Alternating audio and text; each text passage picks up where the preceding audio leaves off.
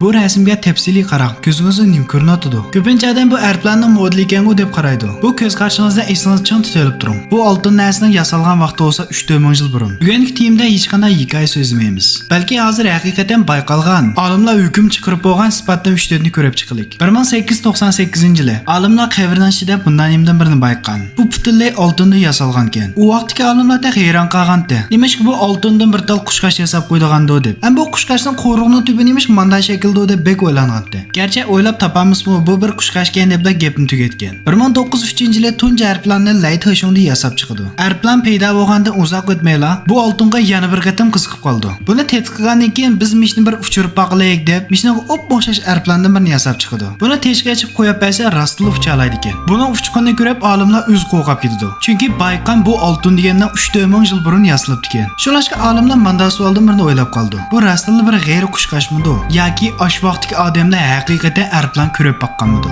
Miyaga so'zlab kelgan vaqtda kallamda tuyuqsiz bir ish kelib qoldi. 1971-yilning 8-oyida Rossiyalik uchiqchi Aleksandr Sunov kunlik vazifani o'rnab qaytib kelish jarayonida 20 minut yo'qolib ketdi. Bu aeroplan tuyuqsiz yo'qolib ketgandekla hech qanday texnikada topolmaydi. Lekin 20 minut o'tgandan keyin yana tuyuqsiz paydo bo'lib qoldi. Bu armiyaning bosi qaytib kelgandan keyin boshlig'i achchig'ida sen 20 minut yo'qolib ketib navading deb so'raydi. Aleksandr mendan javob qaytardi. Men bir bilan uchayotgan vaqtimda oldimda tuyuqsiz bir kuchli nur paydo bo'ldi. Bu nur o'tib ketgandan keyin pes qalsam men ya qum bo'lgan yerga berib qopdiman. Pesdan nurg'ulg'an odam ko'rdim. Ham Alikramning qurilayotgan vaqtini ko'rdim. Uni yenda bekchiq yurayotgan fichar kiyim bor ekan. Yana tepsiliroq qaraytsam tuyuqsiz qaytib keldim. Endi biz Aleksandr Ashvaq deydigan aeroplanni qarab baqlik. Ondan keyin bu aeroplanni bayqan narsalar selishtirib baqlik. Bu ikki narsa sal o'xshatamdi. Bugungi hikoyaning oxirini sizlarga topshirdim. Sizningcha bu ishlar rasmidi. Ko'z qarshingizda inkasrayn qoldirib qo'ying. Biz yana mishdan o'xshaydigan voqeada 3-4 ni ko'rib chiqamiz. Filmni do'stlaringizga aytishni unutib qolmang, o'g'lining tushunchasini anglab baqlik. Undan keyin yurak besib ag'ishilishni hargiz unutib qolmang.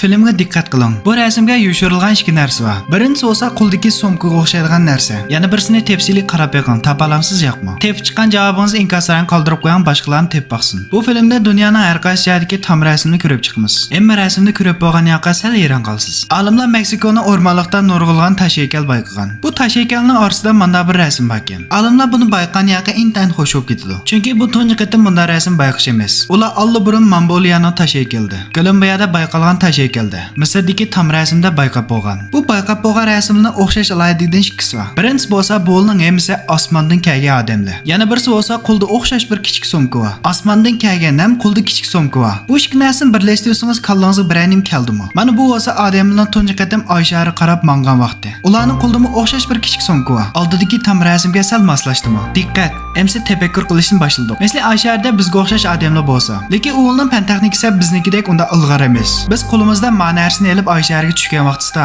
sizningcha Oyshariklar bizning chiroyimizda qoldirmoqchi bo'lsa qanday ta'sirlaydi? Bir kichik somkalar olgan osmondan tushganlar. Shuningcha olimlar bunday o'ylaydi. Balki bu qo'ldagi narsa bir kompyuterdir. Bu yerda nimish bunday qaror chiqardi desangiz, bu rasmning bu yerda yana bir o'xshash tarbi bor. Bu osmondan tushganlar ashvaqdagi odamlarga nurg'ulg'an bilim yuktib ekan. Keyin ular yana osmonga qaytib ketgan. Kallangizda aqcham bo'l na qaytib ketadi deb o'ylab qolishingiz mumkin. Bu to'g'riliqmi nurg'un xotirasi bor. Ular Orion yulduz turkumidan kelgan. Bu yerda yana Li Huzo deymiz. Ko'pincha qadimiy qurilishlarning hammasi Orion yulduz turkumi qalaliq. Bu yerda qalaliqcham qarabli qo'ygan emas, balki bu yo'lning koordinati 100% to'g'ri keldi. Bu tipdagi hikoyani yana ko'makchi bo'lsangiz bir tal yurak vesini unutib qolmang. Bu menga bo'lgan eng chong yordam. Kelarki filmimizda matam rasmda tepsili so'zlab chiqamiz. Buning hikoyasini cho'qim yoqtirsiz. Bu rasmga tepsili qarang. Sizningcha bu odam nima ish qilyapti? Hozirgi ko'z qarshingizda inkasrayn qoldirib qo'ying. Filmni ko'rib bo'lgan yoqqa o'xshash chiqamda selishtirib baqsangiz bo'ldi. Bu filmni ko'rib bo'lgan yoqqa tash platidan bayoqligini o'zingiz hukm chiqara olasiz. 1952-yili Meksikoning o'rmonliqda bir Alikram tubini bayqaydi. Bayqa odam bo'lsa fransiyalik Arbato Rorie. Bu bayqan Alikram tubi bo'lsa Pacha Bakarning nomida yasilibdi ekan. Bakar taxminan 615-yildan 683-yilgacha qadimiy Maya shahrining podshohi. Diqqat, filmning eng sirli yeri keldi. Alikramni ish kechirish uchun Arbato Rorie 4 yil vaqt sarf qildi. Uni asosida qazib chiqqan yoqqa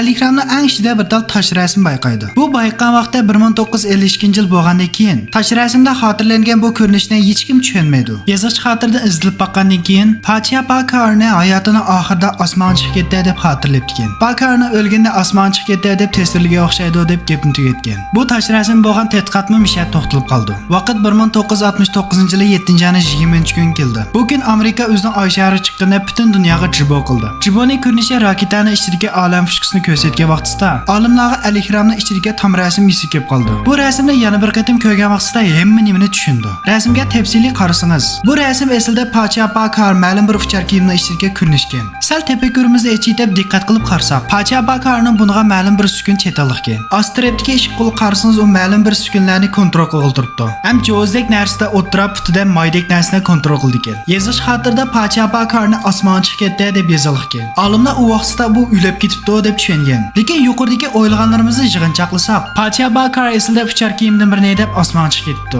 Davrning taraqqiyatiga ergashib 2011-yili 7-oyda olimlar bu tam rasmga ko'rinishda 3D modelga aylantirdi. Bu 3D modelni ko'rgan yoq o'zim hayron qoldi. Bundan boshqa qanday sifat ketdi? Bu bir odam uchar kiymaydigan ko'rinishgan go deb javob berdi. Bu rasmni 3D modelga selishtirgan yoq olimlarning bu rasmga bo'lgan qiziqishi eng yuqori chiqib ketdi. Sizning hozirgi ko'z qarashingiz bilan filmning bosh ko'z qarashingiz o'xshash chiqdimi? Javobini inkasrayn qoldirishni unutib qolmang. Lekin bu yerda yana bir savol kelib chiqdi. Pacha Bakarni uchar kiyimay deb osmonga chiqib ketganini hukm qilib bo'ldi. Lekin bu uchar kiyimay deb nag vardi? Filmning oxirini ko'rmoqchi bo'lsangiz, yurak besib aksiyalashni unutib qolmang. Ham inkasraynga 7 degan sonda yo'llab qo'ying. 1952-yili olimlar Meksikoni o'rmonlikda bir Al-Ihram tubini bayqagan. Bu Al-Ihram tubidagi eng sirli nima bir tam rasm bo'lib qoldi. Bu tam rasmda Pacha Bakarning hayotining oxirida uchar kiyimini deb osmonga chiqib ketganini xotirlabdi. Emsa Pacha Bakar uchar kiyimini deb naq ketgandi. Buni bilishdan burun avval Maya va mening nimligini tushunishimiz kerak. Bu yerda yana Maya madaniyati deymiz. Ko'pincha odamlar Maya madaniyati desam tushunmaydi. Lekin siz 2012-yili